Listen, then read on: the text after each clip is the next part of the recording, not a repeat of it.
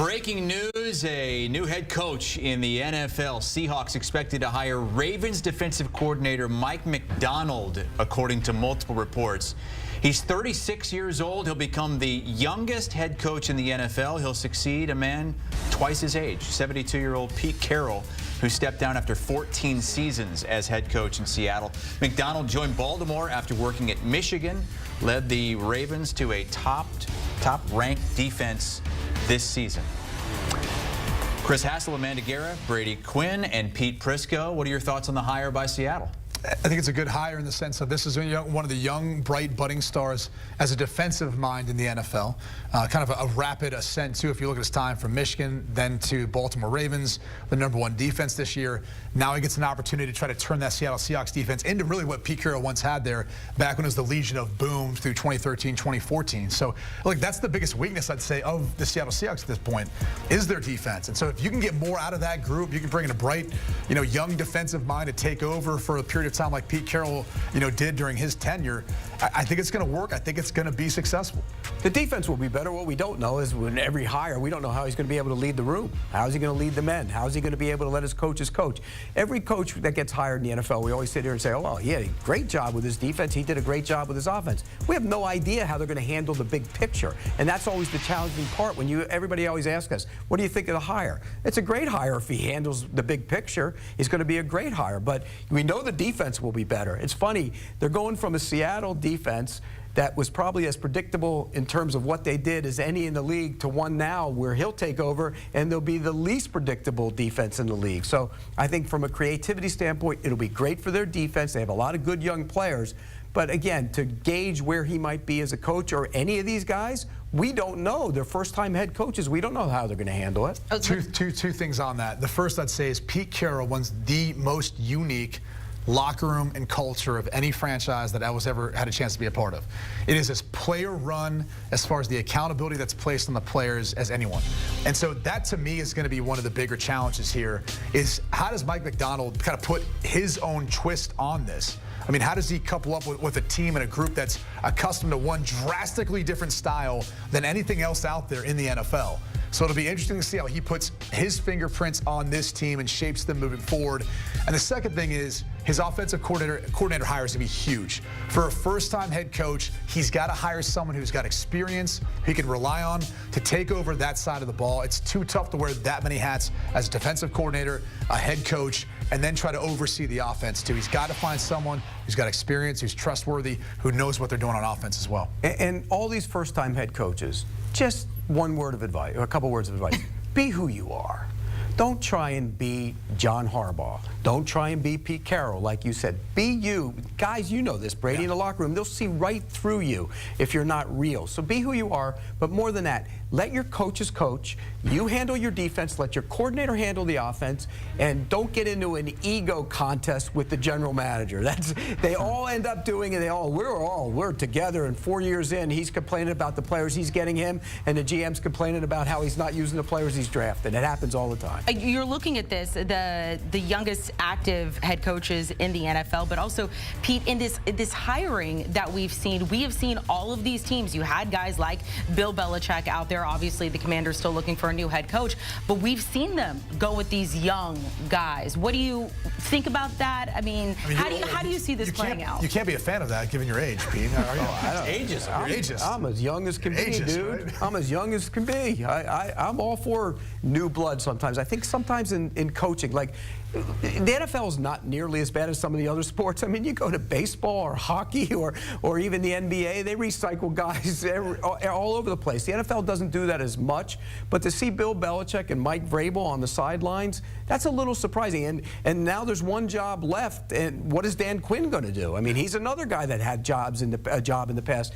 as a head coach. Will he get an opportunity in Washington? So, yeah, it's good to see fresh blood, but doesn't mean that the guys that didn't get the jobs can't coach, because Mike Vrabel, Bill Belichick, Dan Quinn, they can still be head coaches. No doubt about it. I think, look, we were due for a cycle like this. Instead of some of these teams maybe retreading, previous coaches who had been head coaching experience. Now, that being said, it is a little bit crazy to think that, Bill Belichick, with the clock ticking, it potentially isn't going to be coaching this year, which is a shock considering I feel like he's the greatest of all time.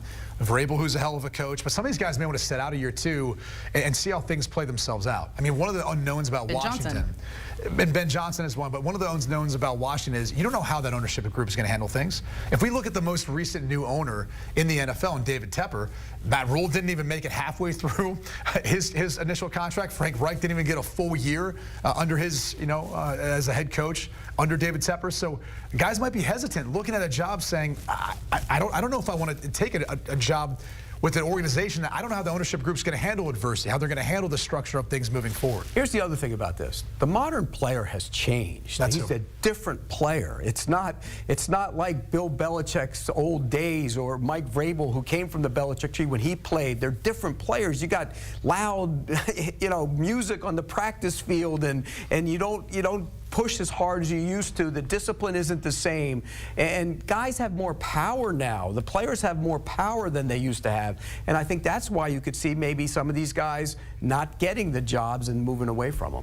What does Seattle do at the quarterback position? Geno Smith still the guy, or do you draft somebody? I think Geno Smith's the guy. Yeah. I mean, unless someone you fell in love with falls to you with where they're at, I would have to say Geno Smith is your guy moving forward. You wait to make that decision after this year, I think, if you're Mike Macdonald, and see how everything works out for you. Well, and Mike Macdonald's not going to make that decision. John Schneider will make the decision, and John Schneider's been very good at his job. But Geno Smith has to play a little bit better than he did a year ago to prove to them that he can be their long-term guy. Because until you solve that for a long period of time, you're going to have those seasons where you might push for a playoff spot, but you're not going to have the sustainable success. Seattle picking 16 right now. So let's talk about the Commanders. The last team out there without a head coach, as we mentioned, Ben Johnson deciding to stay with the Lions. Pete, you've said Dan Quinn's name a number of times. Where do you think the Commanders turn, but also who do you think is interested in that job? Well, I think Dan Quinn is interested in the job. They interviewed him for a second time yesterday. He flew up there and had the interview with him. And Aaron Glenn is also being interviewed for a second time. I think those are two strong possibilities as well if you're looking for who might be the next coach of the Washington Commanders. Look at the wave of all these defensive-minded head coaches. Typically, we always see it's the kind of young, bright offensive mind. Now it's swinging back the other way to a lot of defensive-minded head coaches when you look at that list of new hires. But Dan Quinn makes a lot of sense. Aaron Glenn's done a nice job with the Detroit Lions defense, although maybe he'll opt to stay back in Detroit, similar to what Ben Johnson has done. Maybe there's some hesitance there. I still can't believe Mike Vrabel is not a part of the conversation there in Washington. It just shocks me. I would think that the table's set for you. You're probably going to have your pick a quarterback at #2 overall. You've got a new ownership group that should have deep pockets to spend a lot of money if you want to rebuild this thing. And I don't think the roster is that far off. But again, you're walking into a situation where you don't know how they're going to handle their first head coaching hire and what this all looks like. It's one of 32, though. I mean, it's the last one open. Somebody's got to take the job.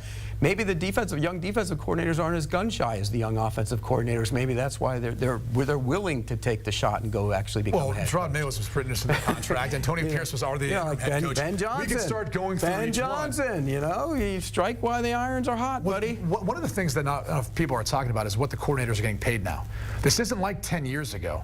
These guys are getting upwards of close to $3-4 million a year.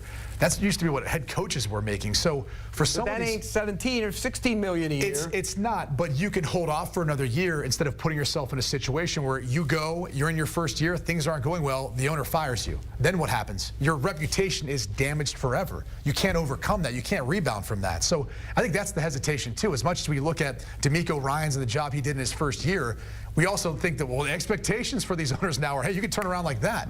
It doesn't always work that way, and I don't know that many owners are as patient as they should be. See, but the way I look at it, if you're confident enough in your own abilities and what you can do, bring to an organization, that's a two-way argument. Then go take the job and change the culture. And you know what you can? Well, with Washington, we don't know what the culture is yet. It's a new ownership group. But if you're speaking about Ben Johnson, he's confident in his ability to go back, do well next year for the Detroit Lions, and he'll have those head coaching opportunities when they come. Yeah, I don't like the fact that he turned down an opportunity. I just don't. That's two opportunities in 2 years he's turned down. That's not a good look. You were burnt when you were young. No. And your first girlfriend said no to you. Last round, nobody ever said no to me. She said no.